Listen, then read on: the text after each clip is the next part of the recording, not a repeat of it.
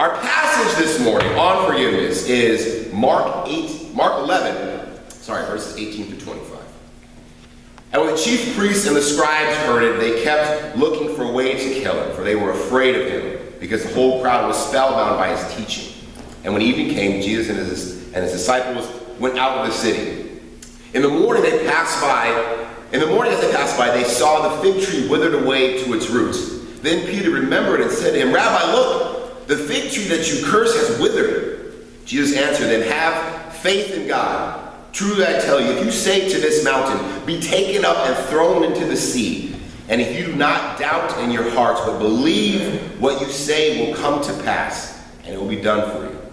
So I tell you, whatever you ask for in prayer, believe that you have received it, and it will be yours. Whenever you stand praying, forgive if you have anything against anyone, so that your Father in heaven may also forgive you your trespasses." This is the word of the Lord. Thanks be to God. My high school in California plays in the longest standing Thanksgiving rivalry game on our side of the Mississippi. It is a game that started in 1943, San Jose High School versus Abraham Lincoln High School, and we play for a huge cow bone. It's called the Big Bone Game. And it's every Thanksgiving Day at San Jose City College. So Amy has never been to a Big Bone game, and she's sick of me talking about it for the past 3 months as we're going this year, finally back to the Big Bone game for Thanksgiving. And it's a big deal. The Big Bone game was a huge deal in our high school. You wanted to be ready for the game. I mean, this was 10,000 fans would come out to this thing. It's this huge ordeal. So my sophomore year, I played on the JV team, and they let all the sophomores at the end of the year get to just suit up and be on the sideline for the varsity Big Bone game. So it's our last practice before the Big Bone, and it's just the sophomores, and we're huddled around the coach, and he's giving us these last little impressions and words of wisdom for the game that's coming up on Thursday. And I'm being a 15-year-old and messing around in the back and saying, just not really paying attention. And a kid on our team, Tony, feels that it's necessary for him to say something to me, to make sure that I'm paying attention. And when Tony says this, he chooses to use the N-word when he refers to me. So of course, I'm 15. I rip my helmet off, throw my pads on the ground. I'm up in his face. We're ready to fight. Coach pulls us apart, and I storm off. I walk off the field. Walking around the baseball diamond, the practice field, and I'm just in my own head, in my own space. I'm saying, I'm off this team. I'm not doing this. If this guy's going to be on my team, I'm not. We fought this whole season together. We've done all these things together. I'm not going to play with you anymore. I'm done with this. So finally, the coach talks to me at the end of practice and cools me down, and I'm going to play in the game. So I'm back to being okay. But I'm furious with Tony. I want nothing to do with Tony. So the game comes, I don't say one word to him. Season's over, we pass by each other in the hallway. I don't talk to him. We show up at spring practice, we're in the same classes. I want nothing to do with Tony. I'm furious. I still have this fire in my belly of what you said to me and what you did to me. That spring, right before the school was let out, Tony and his brother were in a car accident, and Tony was paralyzed from the neck down and suffered severe brain damage. So to this day, Tony has to be fed by someone, be cleaned by someone, and that next year at the Big Bone game, they brought Tony out in the wheelchair and had him sit on the sidelines for the game, and I was still so mad. I saw him sitting in the wheelchair, but I was still so mad of what you did to him. I was holding on to this anger, this fire in my belly. And it wasn't until some time later, like years later, that I finally let go of that, and I finally released and said and forgave Tony. He could never have the conversation with me. He would never know that I forgave him for this, but I forgave Tony for something that he did that he probably thought was incidental, but I held on to that so tight and let this fire burn inside me for years.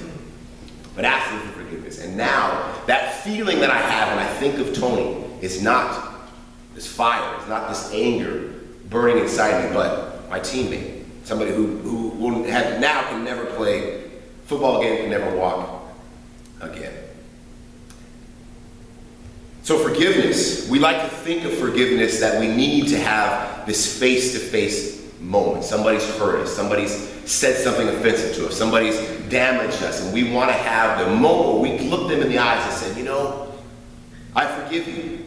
And that's great. That if we can have that moment, that is amazing and beautiful. But that's not what Jesus asks us when we talk about how we see forgiveness in the eyes of God. The most important thing to remember about forgiveness is that forgiveness is an act of prayer.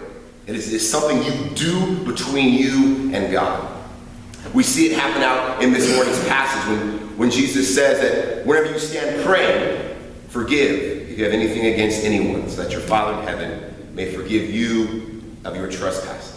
It's a prayer. We see Jesus doing the same thing when he's nailed to the cross and he is before the people who turned him over, before the people who cried out, crucify a God who could easily be justified in saying, I'm not going to forgive you. You guys are going to be punished. You did this. You put me on trial. You put me to death.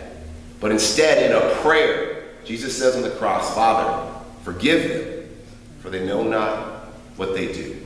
It's in the moment of prayer that Jesus has on his deathbed, dying on the cross, that he sends a prayer of forgiveness.